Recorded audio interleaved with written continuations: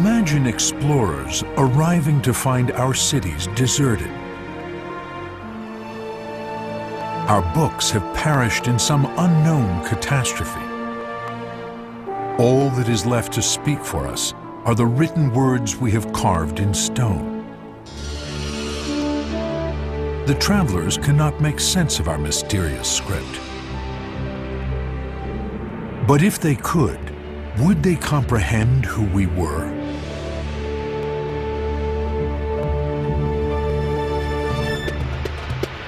In the jungles of southern Mexico and Central America, the ancient ruins of the Maya posed such a mystery. They revealed a civilization of stunning achievements, created in isolation from Europe and Asia. Their cities were full of strange inscriptions, fantastic twisting forms called hieroglyphs. They were carved on monuments and objects, painted on pottery, and written in bark paper books. For centuries, the hieroglyphs confounded explorers. What secrets did they hold? Were they pictures and symbols, or in fact, true writing expressing an ancient language? People threw their hands up and said, nobody's ever going to crack this script. It just can't be done. The quest would obsess artists and adventurers, archaeologists and linguists, and the youngest recipient ever of the MacArthur Genius Award. It became very clear to me that the real task of code breaking was getting through this morass of the tangled visuals of the script. After centuries of struggle, the stories of the Maya scribes are coming to life. We began to see blood everywhere in the hieroglyphs. It was a rather darker view of the Maya that shocked a lot of people. As the hieroglyphs reveal their meaning, a history of a lost world is emerging, transforming our view of the ancient Maya. These were literate people. They had these fantastic stories to tell. We really got an amazing understanding of how the Maya saw their world. Up next on Nova, cracking the Maya code.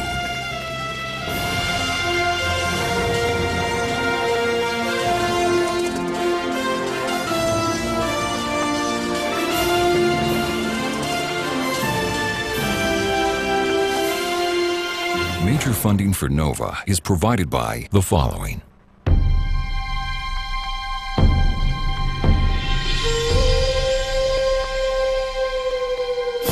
Pacific Life has been the power behind successful individuals for more than 140 years, providing strength, performance, and protection for generations.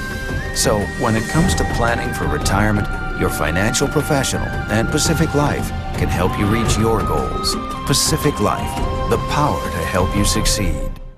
Natural gas is a cleaner burning fuel, yet a lot of natural gas has impurities like CO2 in it. Controlled freeze zone is a new technology being developed by ExxonMobil to remove the CO2 from the natural gas so we can safely store it where it won't get into the atmosphere. ExxonMobil is spending more than $100 million to build a plant that will demonstrate this process. I'm very optimistic about it because this technology could be used to reduce greenhouse gas emissions significantly. And David H. Koch. And discovering new knowledge. HHMI. Major funding for cracking the Maya code is provided by the National Science Foundation, where discoveries begin. And by the National Endowment for the Humanities, because democracy demands wisdom. Additional funding for this program is provided by the Solo Art and Architecture Foundation. Major funding for NOVA is also provided by the Corporation for Public Broadcasting and by PBS viewers like you. Thank you.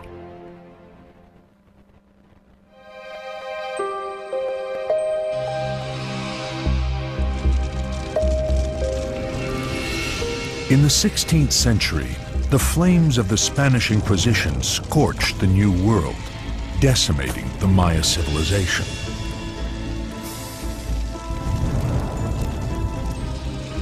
One blaze was ignited by Diego de Landa, a zealous friar bent on destroying one of the most original writing systems ever invented, Maya hieroglyphics.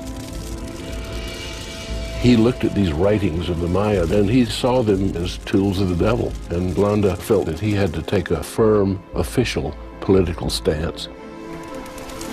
Landa's mission was to convert the Maya to Catholicism in the Yucatan Peninsula.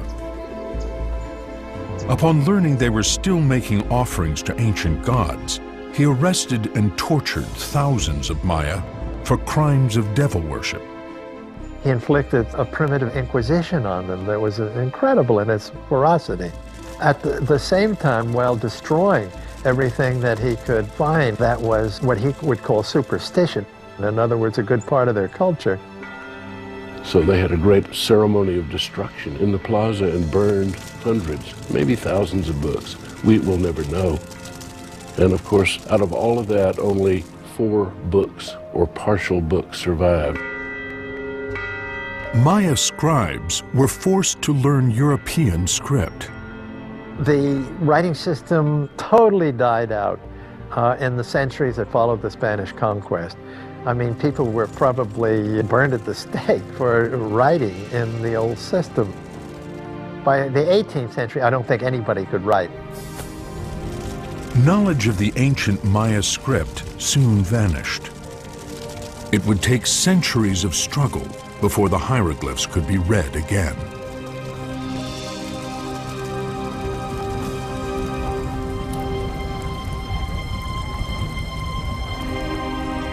Today, in the highlands of Guatemala, Maya villagers still make offerings to ancient gods.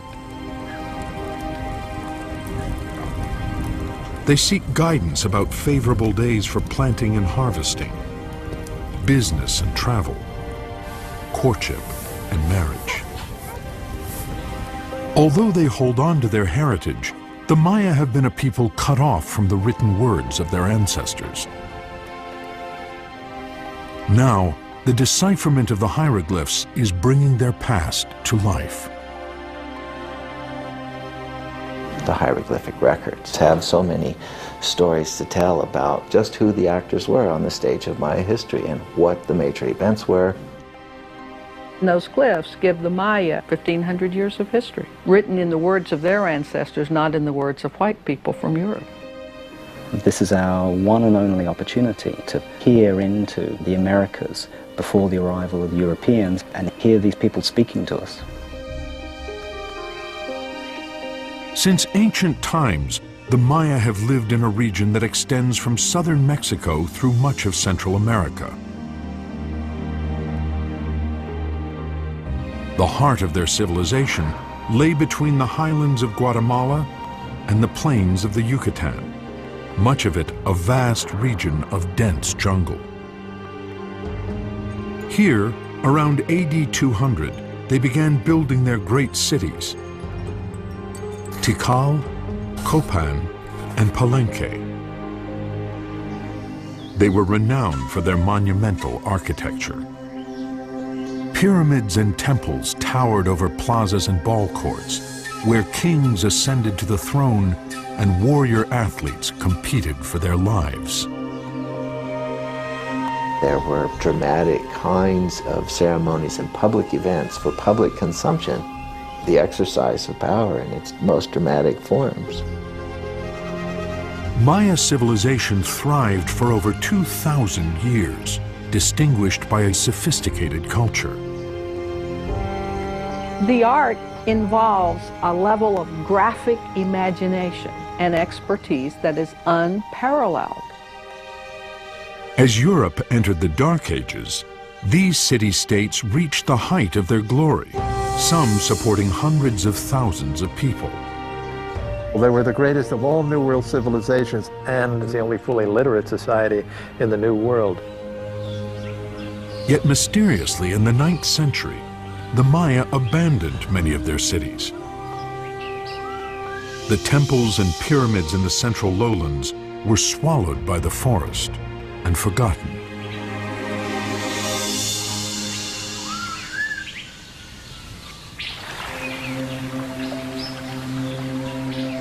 Almost 1,000 years later, a Spanish explorer named José Calderón stumbled upon the jungle city of Palenque.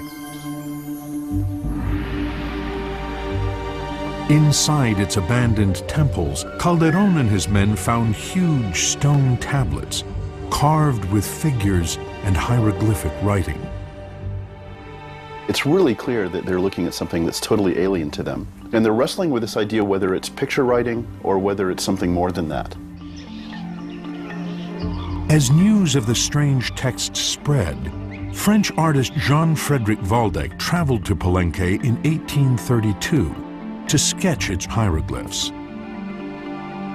Believing that Babylonians, Phoenicians, or Hindus had built the Maya cities, Waldeck's drawings even included Indian elephants. We now know that the Maya weren't even writing anything that visually looked like an elephant. He was not understanding the forms of the signs. And this is the theme that you see time and time again with artists trying to record Maya inscriptions up until the 20th century. As more sites were discovered, explorers did their best to draw the unfamiliar glyphs. But their work lacked the detail needed for decipherment. Everything would change in the 1880s when Alfred Maudsley arrived with a glass plate camera. Maudsley was taking full advantage of the new developments in photography. He had gone into all of the sites fully equipped with large format glass plate negatives and immense effort, these caravans of equipment. You see these lovely photographs with the entire Great Plaza cleared. Well, it wasn't that way when he got there. He had to set a lot of people to work clearing these areas so that he could get decent photographs. Maudsley's photos captured the hieroglyphs in exquisite detail.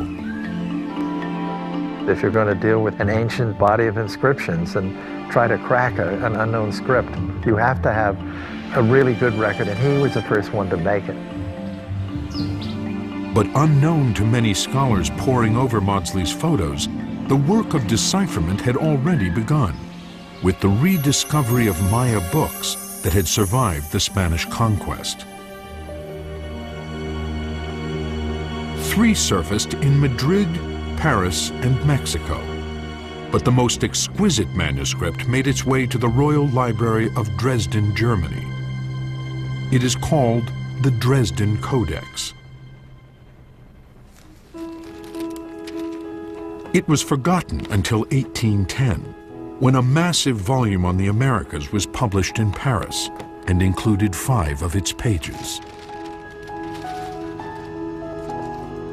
Its strange hieroglyphs pushed an eccentric scholar, Constantine Rafinesque, to try and crack the Maya code.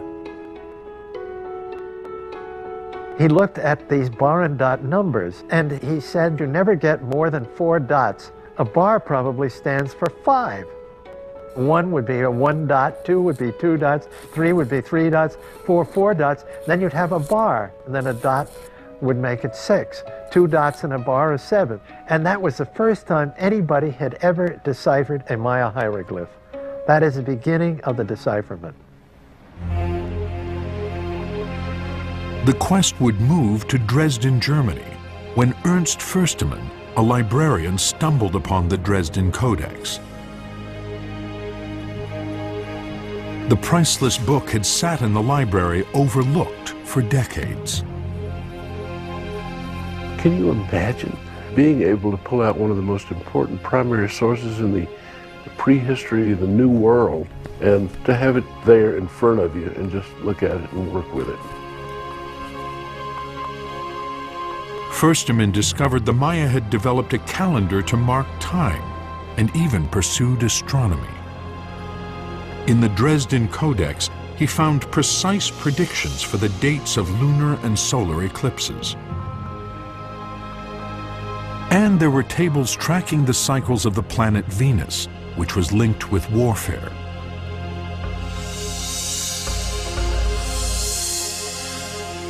But Fürstemann's greatest feat came when he figured out that very large numbers in the Dresden Codex were counts back in time, to a date the Maya believed the universe was created. 4 Ahau, 8 Kumku. By correlating this to the Western calendar date of August 13th, 3114 BC, archaeologists could now date the carvings on stone monuments, called stela. One expert in Maya glyphs was J. Eric Thompson, a brilliant British archaeologist and epigrapher. Thompson dominated Maya glyph studies from the 1930s up until the 1960s. He was the figure. No one else at that time had any idea what Maya writing really was. Thompson created a meticulous classification system, assigning what scholars called Thompson or T numbers to over 800 Maya signs. After living among the Maya in Mexico and Belize, he came to deeply admire their culture. He created a kind of a picture of the Maya as a gentle folk, rather unlike anybody else that ever lived in the world, who were constantly gazing toward the skies and obsessed with astronomy and time. Thompson's view of the Maya was influenced by his experiences in World War I. Anybody who had actually been in the trenches in the First World War never really wanted to hear anything but peace after that. So he had a mindset that was looking for a peaceful people. Thompson concluded that the focus of the Maya civilization was time, and that their stelae were built to commemorate its passage. The figures in their art were priests and gods, and their glyphs were symbols recording the mysteries of the heavens. Thompson tries to convince us that there isn't any system here at all other than the dates and other than the astronomy, that basically it's a kind of a mystic exercise on the part of the Maya for getting in touch with their gods. Most scholars accepted Thompson's theory and presumed that beyond dates, the glyphs were simply inscrutable. People sort of threw their hands up and said, nobody's ever going to crack this script. It's basically too much of a hodgepodge, and it just can't be done.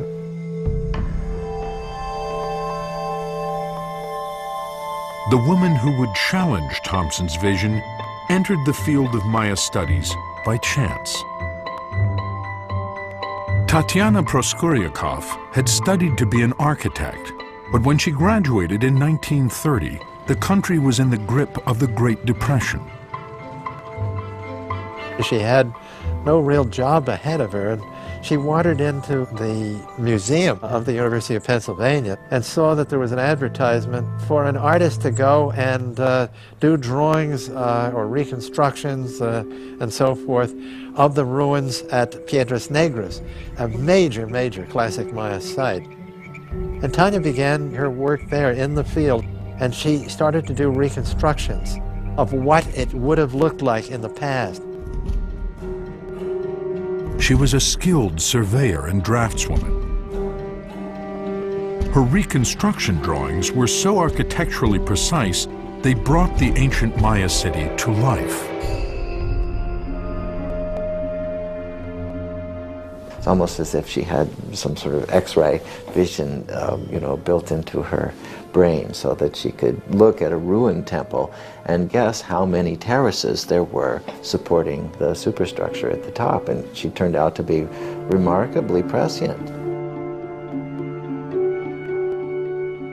For nearly 20 years, Proskuryakov toiled as a lone woman archaeologist in a field dominated by men. She left fieldwork in 1958 to join Harvard's Peabody Museum, spending her time in the basement where the Maya files were stored. One of her projects was to piece back together all the fragments of jade that had been shattered into various bits and pieces. And it was at that point in time, when she was laboring away almost anonymously, that she came up with her great breakthrough. Proskuriakov had photographs of dozens of stelae at Piedras Negras. When she arranged them by the dedication dates, she began to notice a pattern. The Maya would set up a series of stelae in front of a temple, one every 5 years. The first stela in each series always showed a figure seated in a carved niche. At the bottom of the stela was a sacrificial victim. A ladder ascended to a seated figure above. Proskuriakov resolved to make sense of the scene. Each stela in a series stated the date of its dedication. Several stelae also had another mysterious date. It was followed by a glyph of a bird head wrapped in a cloth. Thompson nicknamed it the toothache glyph. But what did it mean? Proskuriakov found a clue when she discovered another date that fell anywhere from 12 to 31 years before the toothache event. The glyph following this earliest date was always the upended head of an iguana. And what she hypothesized was that the first one was a birth glyph. And then the next glyph might be, this is the date on which he acceded to the throne. The dates fit her theory perfectly. The time from the birth of one king to the accession of the next was never more than 60 years, a reasonable human lifetime. Her hypothesis then was that each one of these series were the life story of a particular ruler. It was a dynasty she was dealing with. It was history for the first time. Suddenly, Proskuriakov's brilliant insight transformed the images on the stelae. The alcoves were thrones. The figures were not gods and priests, as Thompson believed, but kings and queens. This was a family history. Ruler 1 ascends the throne in 603. 5 years later, he is a warrior with prisoners at his feet. 15 years later, Ruler 2 takes the throne. He is 12 years old. His mother stands beside him. At age 26, he is dressed for battle. 10 years later, he is still a warrior, but considerably heavier. He reigns for 47 years. Proskuriakov's story followed the reigns of 7 kings. She laid it out, all the dates with all the sequences for each series, and I looked at it, my knees went weak. I said, Tanya, you've done it. It's the most important discovery of all time. She presented the paper to Eric Thompson, and Eric Thompson said, oh, Tanya, you know that can't possibly be true. There is no history in the inscriptions. And she said that the next morning, she came back to work to be greeted by Eric Thompson, who said, you're absolutely right. Which is amazing for somebody like that who'd been a lifelong opponent of the idea that this was history. And that was it. That just changed everything. We now know that we were dealing with history on these monuments.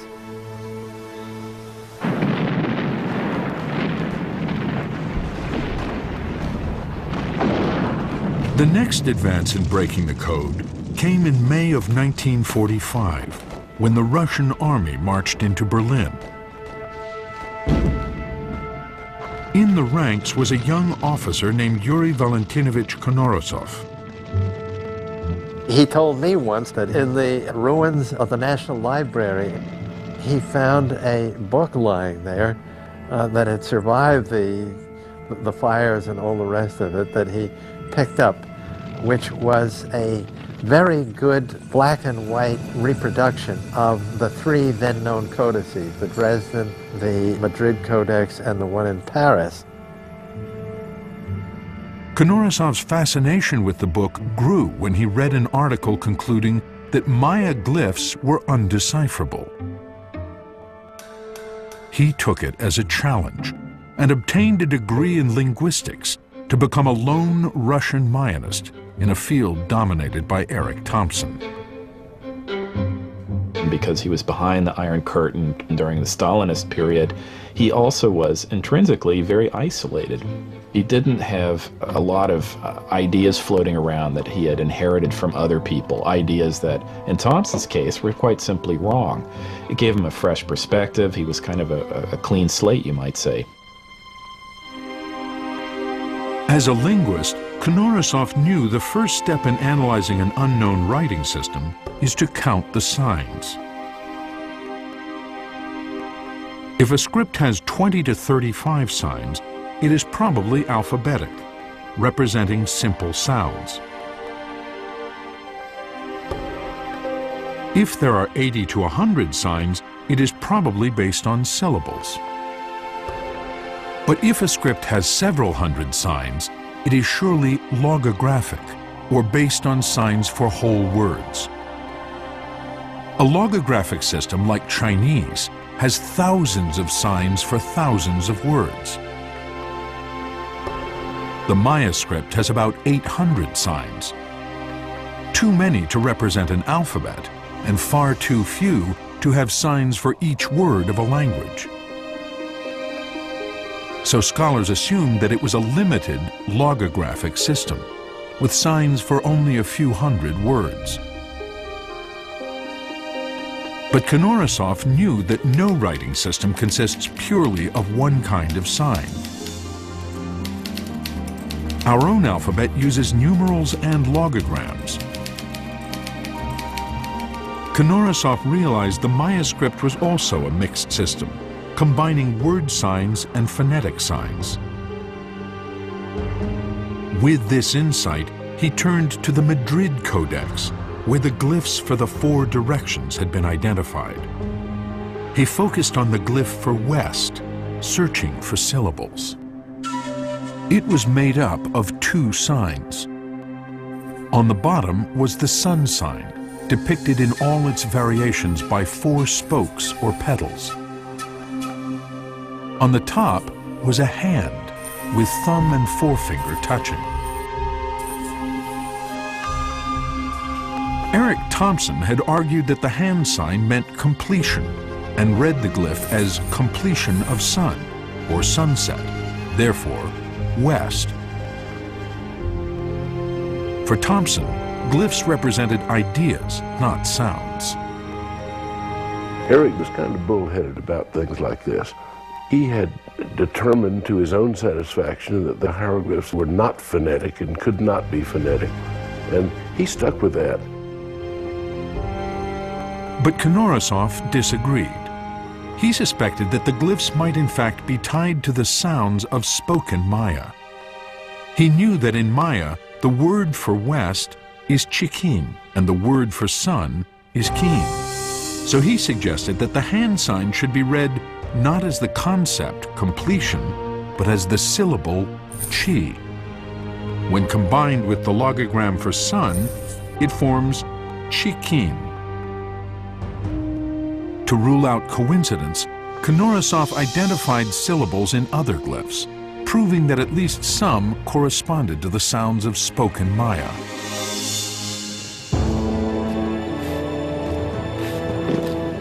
And of course, the Soviet propaganda apparatus jumped on this and said, look, inspired by the wonders of Marxism, Leninism, this young scholar has done what none of the imperialist scholars in Britain or the United States or Germany could ever do. He's shown how the Maya wrote.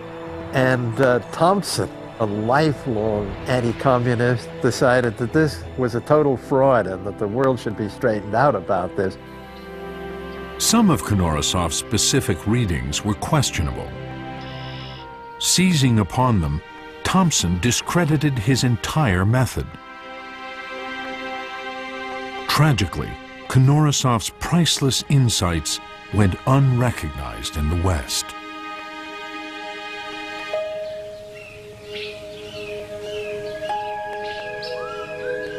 But the era of lone scholars scattered across the world was coming to an end. The change began in Palenque, driven by Merle Green Robertson. She had spent years documenting the site's art for future generations. While she was working, an art professor named Linda Sheely visited. When I walked among Palenque's buildings, I saw a culture where the art was central. And I really was driven to understand who had done it and why and how.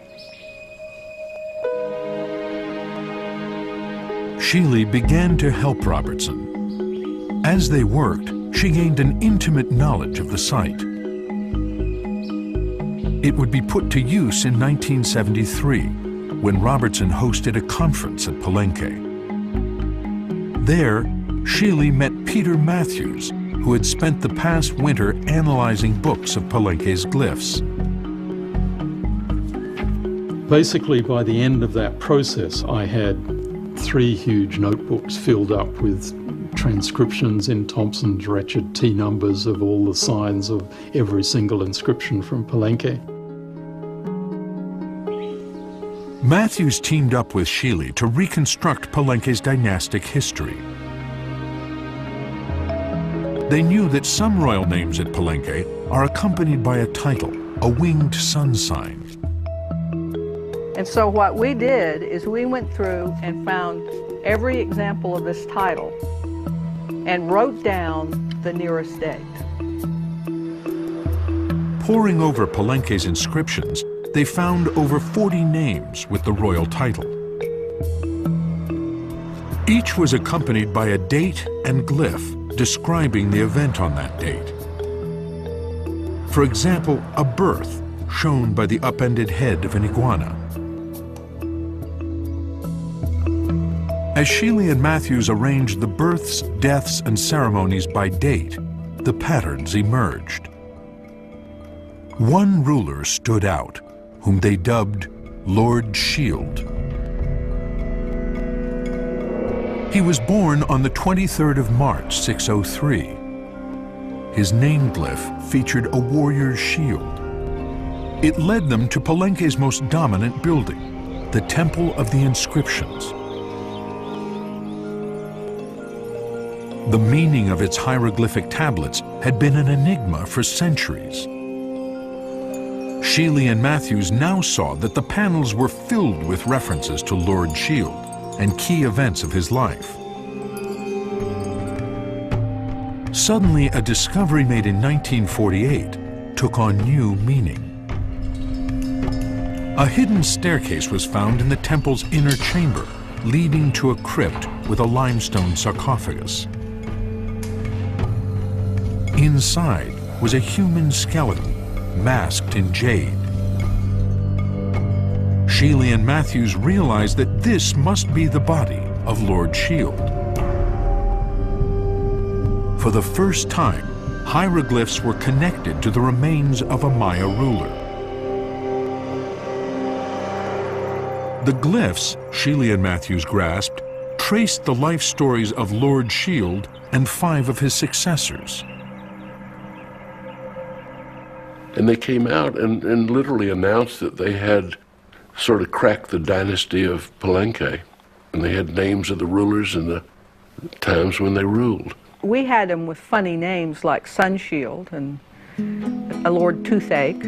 At that point, Moises Morales, a local guide, jumped up and said, why is it that when important discoveries like this are made, the name is given in English, Lord Shield, or Escudo in Spanish? He said, these people spoke Maya. So they called the king Pakal, a Mayan word later confirmed phonetically to mean shield. It was just a giddy sort of feeling, and I'll never forget it. It was a real turning point in Maya studies. After years of work, the cracking of the Maya code was within reach. But one big hurdle remained: to read the hieroglyphs aloud in the language in which they were written, the phonetic decipherment begun by Knorosov had to be completed. Despite decades of effort, fewer than 30 syllabic signs could be read with confidence. The final key to the sounds of the glyphs would be found by David Stewart, whose education as a Mayanist began at an early age. His father, George, often brought him along on field trips to Mesoamerica. One of David's most memorable expeditions was to Coba in the Yucatan. It was just kind of an incredible place to wander around as a kid. What really got me, though, was while we were at Coba, there were a couple of monuments that were actually discovered. My dad would drop everything and work on drawing the monument. And I would just sort of look over his shoulder while he was doing that and thought, gee, you know, this is pretty amazing. He decided he would go out and draw some himself. So he'd take his crayons and paper and everything and go out and started drawing hieroglyphs. By the time we got back to the States, my inner soul had been so affected by that experience that I just wanted to keep going back.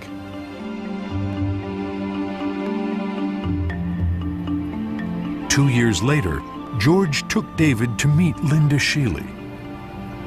I remember kind of sitting there quietly in the office while she was drawing a glyph, and I don't know why I blurted this out, but I said, "Oh, that's a fire glyph." And Linda kind of paused, and I remember she sort of looked behind her shoulder and over at me and said, "Yeah, you're right, kid, that's a fire glyph." George said that they would really appreciate it if there was ever a chance that David could study with me or something. And so on the spur of the moment, I said, why didn't he come down to Palenque this summer? And the next summer was one of the most amazing times of my life. She allowed me to help her check her drawings. You know, we were in the temples with flashlights, with her drawings on clipboards, making corrections. Now, I remember Linda was saying, "Okay, kid, you know, if you want to learn Maya glyphs, you gotta do it on your own." I gave him the tablet of the cross, told him to go out on the back porch and figure out as much as he could about it. He came back a couple of days later and had the same amount of structural understanding of the text that it had taken me 3 years to do. And so I figured then that he was really quite good. At age 12, David presented his first scholarly paper on Maya hieroglyphs. And he gives a paper that was certainly beyond the abilities of about 2/3 or 3/4 of the audience to follow. It was a scholarly paper, and mostly people were just amazed. Then, after his high school graduation, Stewart received an unexpected call. He had won a MacArthur Fellowship, popularly known as the Genius Award. At age 18, he was the youngest recipient ever of the prestigious prize. Stewart delayed college to work on the glyphs full-time. It was then that he made his great discovery. It came when he focused on a pair of signs already believed to have been deciphered. Eric Thompson had pointed out that one of these signs signaled a count forward to a new date. The other, a count backward to a prior date.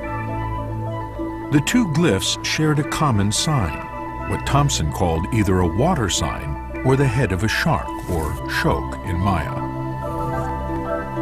Shok can also mean to count.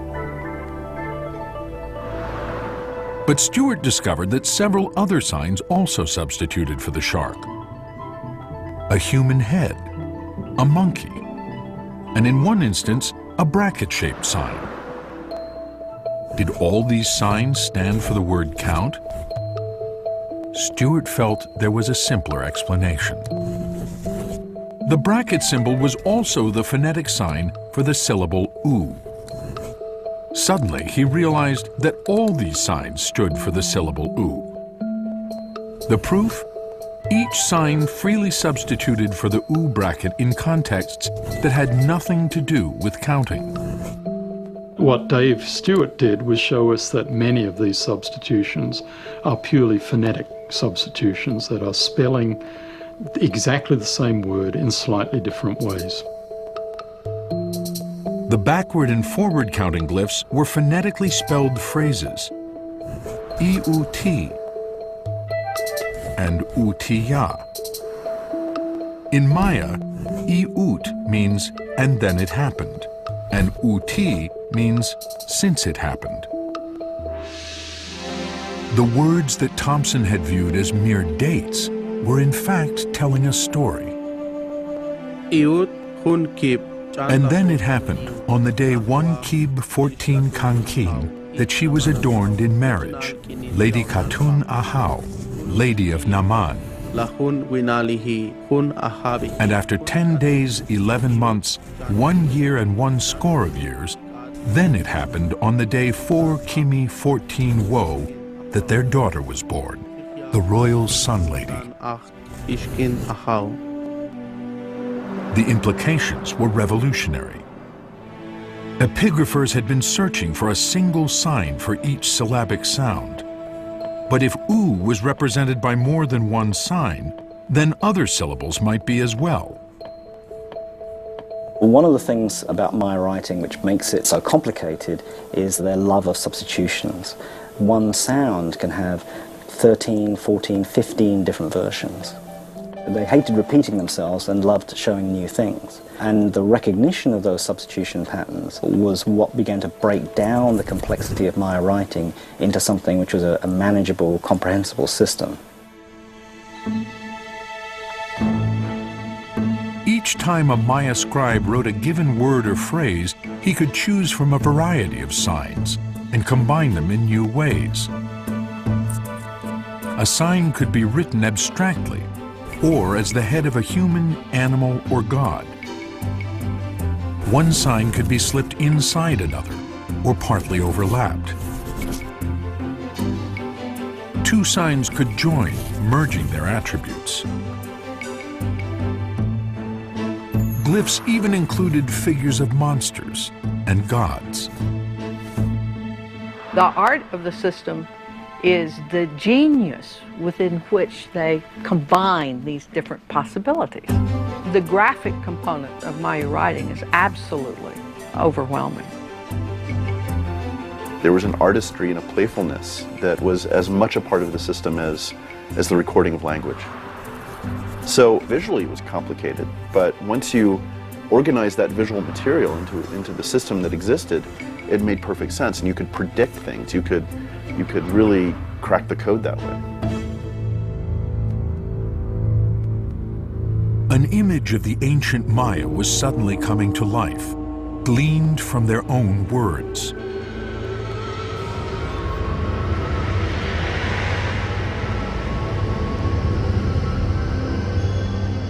Some glyphs simply described personal possessions. Utupa, utup, his ear ornament. Ubaki, ubak, his bone. Ulak, his plate. Ukib, his drinking vessel. They're describing particularly important objects belonging to the royal court. They're probably gifts, they're received, they're given. They're part of a social process that helps to bond these societies together.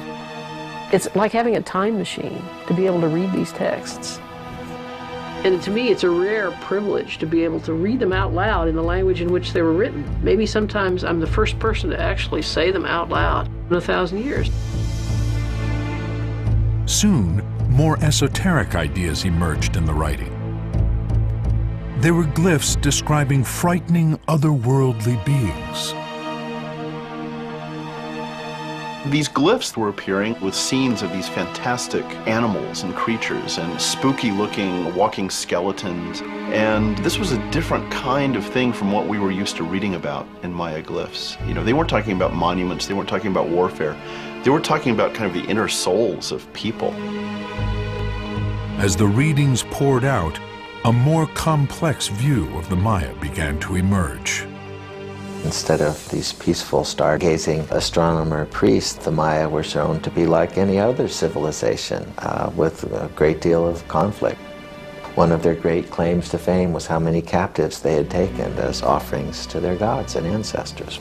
They would also periodically engage in the most precious offering of all, which was in offering their own blood. The importance of self-sacrifice can be seen in this ceremony. A royal lady conjures a vision of a serpent with an offering of her own blood. She has perforated her tongue with a stingray spine to draw a rope embedded with thorns through the incision.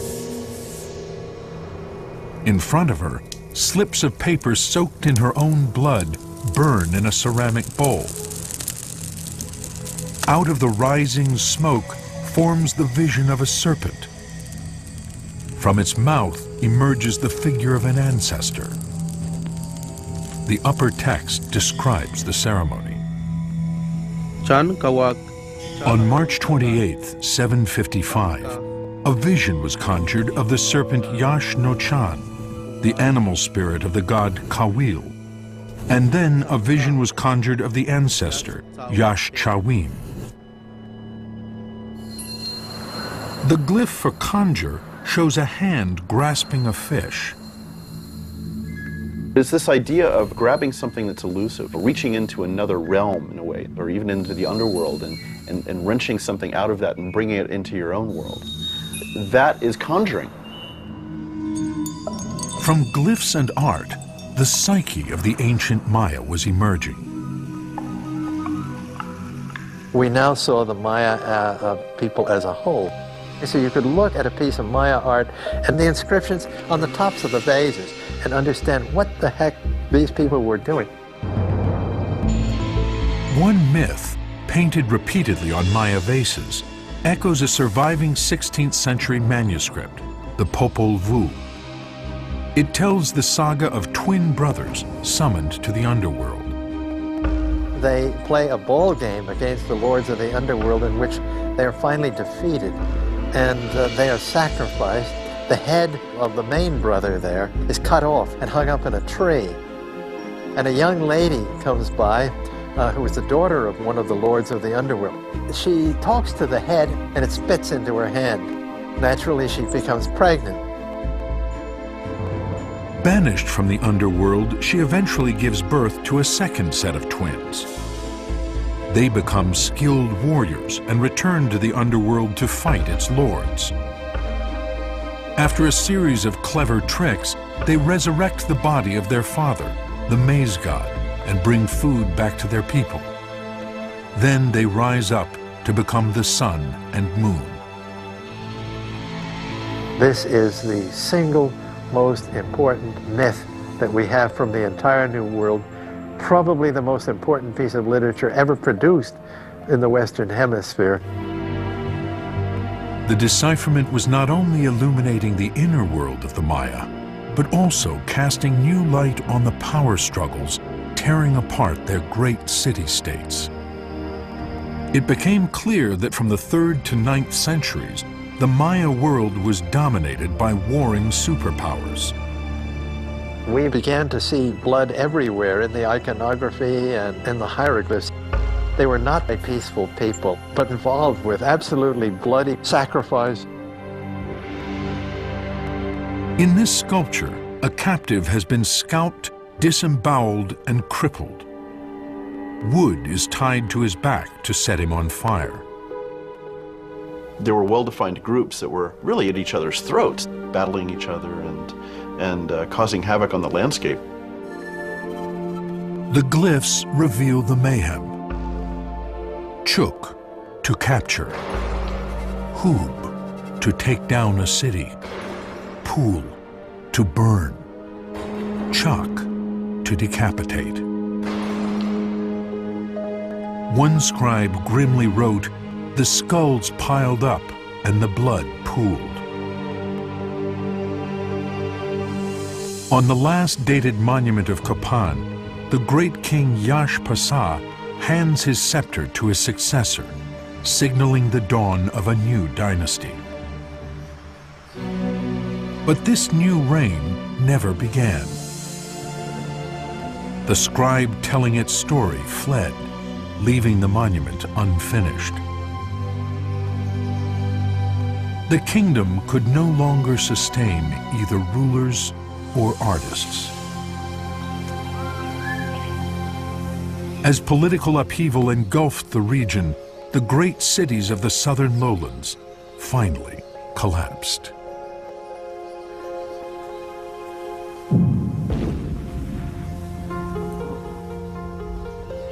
Over 1,000 years later, in the 1980s, Maya villages were again under siege. As civil war ravaged Central America, the Maya made a desperate effort to save their culture. Many times we identify with the glorious past. We say, I'm Maya, I see Tikal, Copan, and various monuments, and we identify ourselves as Maya. But many of us don't speak our language now. Every day it is slipping away. The Maya had guided explorers and rebuilt monuments. They had shared knowledge of their spoken languages and customs. Now they wanted to reap the benefits of the decipherment. So at this Mayan workshop in Antigua, I gave a presentation about a hieroglyphic text, and I showed how you could read it. And the guys came up to her after the paper and said, you were showing Maya hieroglyphics there on the screen. I said, yeah. I said, it looked like you could read those. And she says, yeah, we can pretty well read those now. And so I said, whoa, this is our history. They said, this is what they've always kept from us. This is what we want to know. This is the history they never taught me in school. It is very important because it is the history I care about.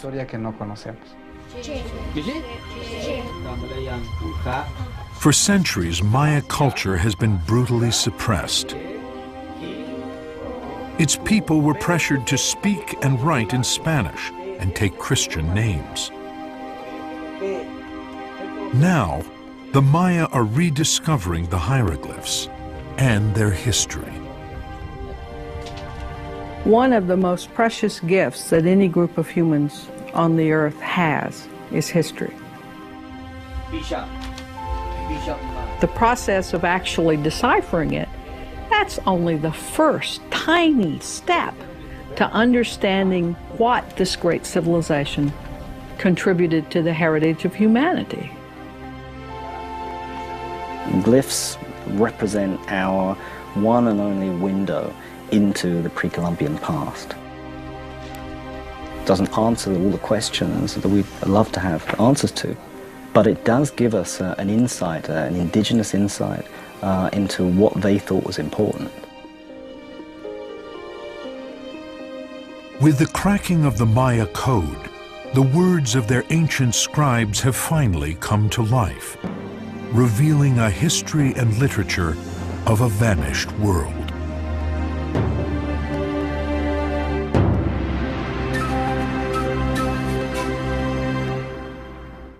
Next time on Nova. Columbia, Houston. Oh my God. The shuttle broke up. A devastating disaster. An explosive investigation. The engineers knew how risky this was. The management wouldn't listen to them. And a controversial debate on the future of the space program. If you're going to risk people's lives, it ought to be for a purpose. Space shuttle disaster. Next time on Nova.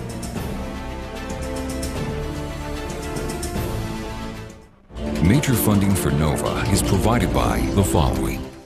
Natural gas is a cleaner burning fuel, yet a lot of natural gas has impurities like CO2 in it. Controlled freeze zone is a new technology being developed by ExxonMobil to remove the CO2 from the natural gas so we can safely store it where it won't get into the atmosphere. ExxonMobil is spending more than $100 million to build a plant that will demonstrate this process. I'm very optimistic about it because this technology could be used to reduce greenhouse gas emissions significantly. And by Pacific Life, the power to help you succeed, offering insurance, annuities, and investments. and David H. Koch, and Discovering New Knowledge. HHMI. Major funding for cracking the Maya code is provided by the National Science Foundation, where discoveries begin. And by the National Endowment for the Humanities, because democracy demands wisdom. Additional funding for this program is provided by the Solo Art and Architecture Foundation. Major funding for NOVA is also provided by the Corporation for Public Broadcasting and by PBS viewers like you. Thank you.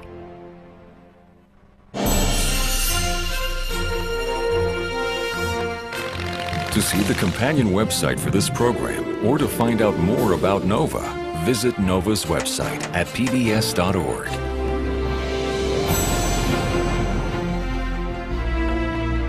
To order this NOVA program for $24.95 plus shipping and handling, call WGBH Boston Video at 1-800-255-9424.